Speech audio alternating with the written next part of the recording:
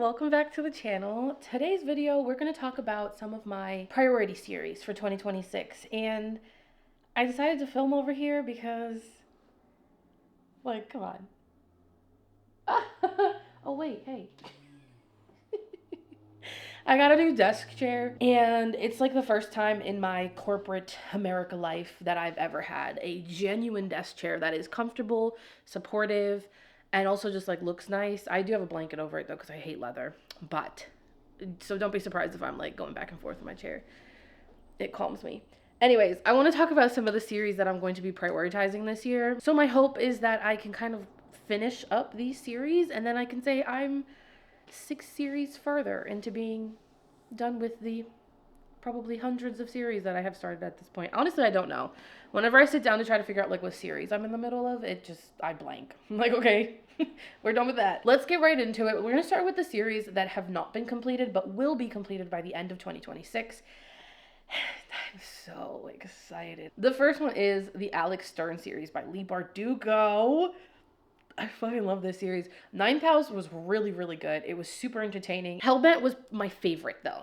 Hellbent was my favorite. I feel like we got a lot of character development. We saw a ton of character dynamics in Hellbent.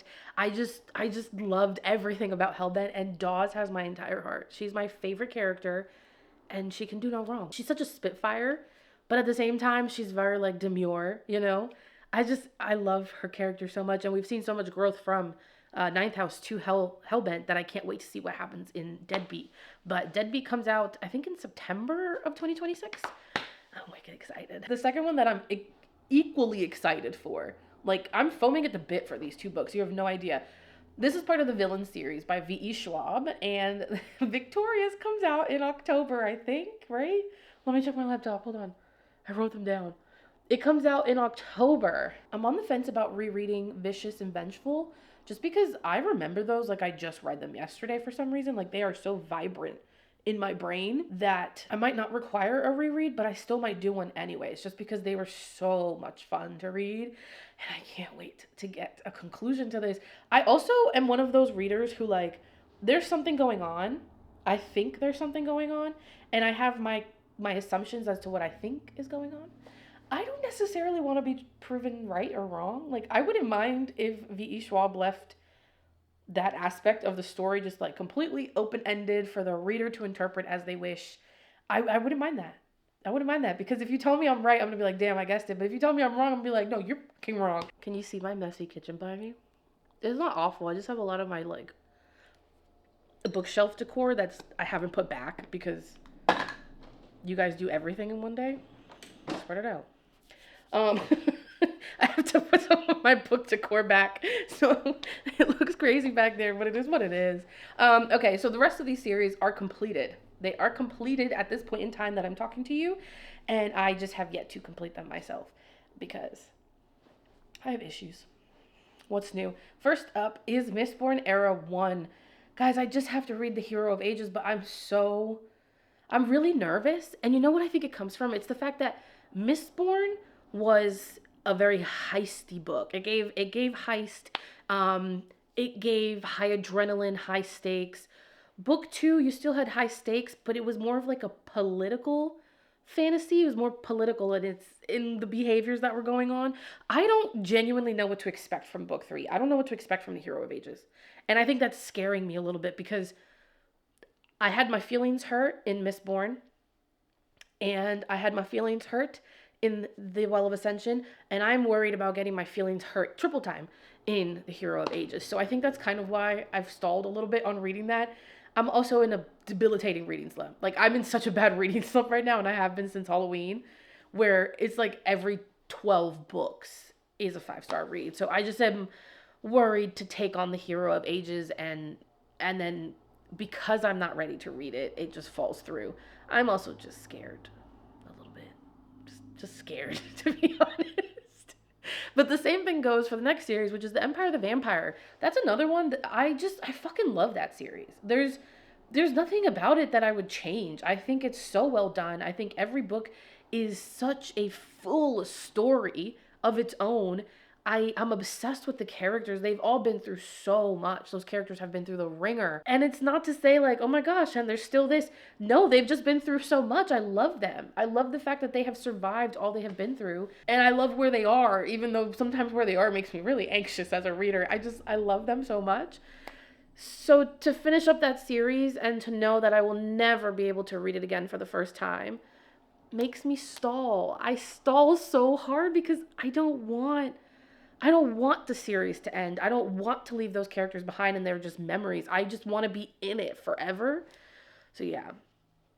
I haven't read Empire of the Dawn yet either, and I'm not sure when I will because this reading slump once again is kicking my ass, but also I just never ever want to be without Gabriel de Leon. Like I love his character so much. And I love another character that I won't talk about because I don't want to spoil anything, but I love them with my entire being. So, and their relationship is just so wholesome, but also so like fucking weird at the same. It's like a weird group of people, but why they're there together is just so. I just love them so much, and I don't want to leave them. So that's another series I gotta finish. And the book is massive. I also have the hardcover because I got it on release day, so it's like this big. And I just stare at it all the time, and I'm like, you're really scary looking. So I have to finish that one too. The next two series, I've only read the first book of, and they're much smaller in comparison as far as like page count goes, to be honest. First up is the Gale Song trilogy. That is the one where I did read book one. I think it was over the summer, like August or something. And I loved it. I loved it, despite the fact that I don't like Gormla. She scares the ever-living life out of me. She's one of the scariest female characters I've ever come across. She's just so unpredictable and volatile. Like, she's terrifying to me. I would cross the street if I saw her coming. Oh, you're not even going to catch me in the same neighborhood as Gormla. I will move. You can have the block. And then Fola irritates the shit out of me. Fola pisses me off. She pissed me off so bad in that book. But, and you're like, Ange, why do you want to read this if you don't like the characters? That's why I love that book so much, because Shauna Lawless created these characters who are like, what are they? Are they likable? Are they despicable? Like, do you care about what happens to them? Or do you know what I mean? Like, I have so many intense emotions when it comes to Gormla and Fola and their story that I just want to keep reading. Because, like, am I going to love Gormla? Am I all of a sudden going to be ride or die for her, even though she scares the shit out of me? Or am I all of a sudden going to be in love with Fola and I'm going to be like, Fola. Like, I don't know. And that's why I have to keep going with the series. The only thing with that one is I do need to reread Children of Gods and Fighting Men. I do.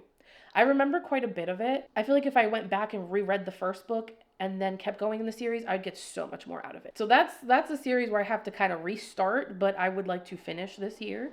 And then the last series, which it's not the least, last but not least, is the Winter Night trilogy. I read The Bear and the Nightingale in November, and I fucking loved it.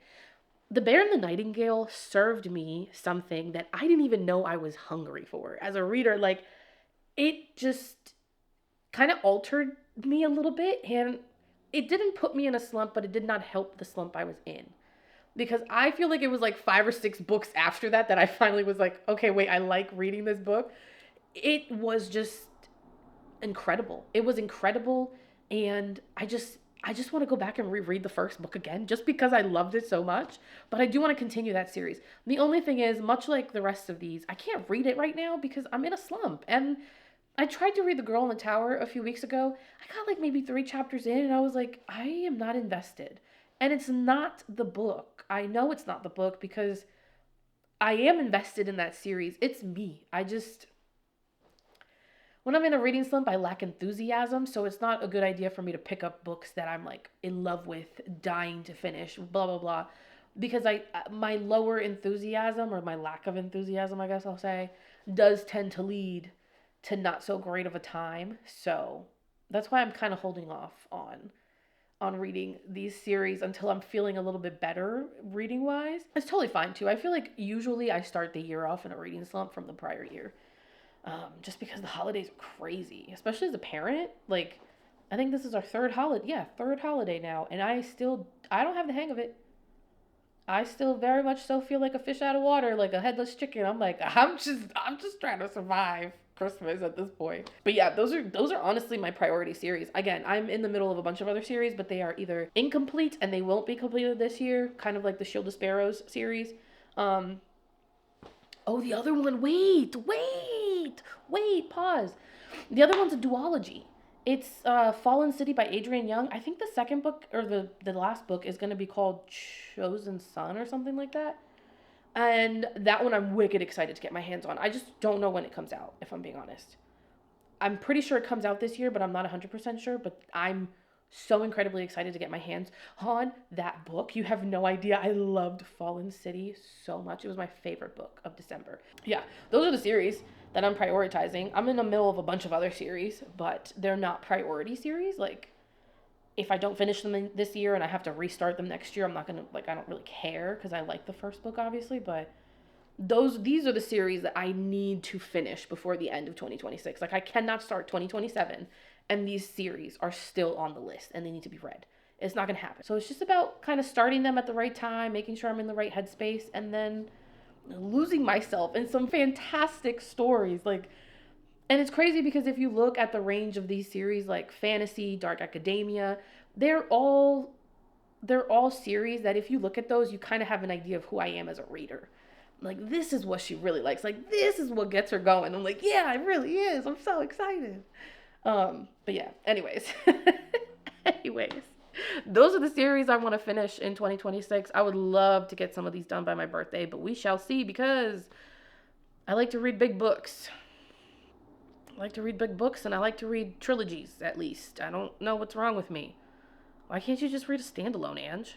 As always, thank you for watching and happy reading.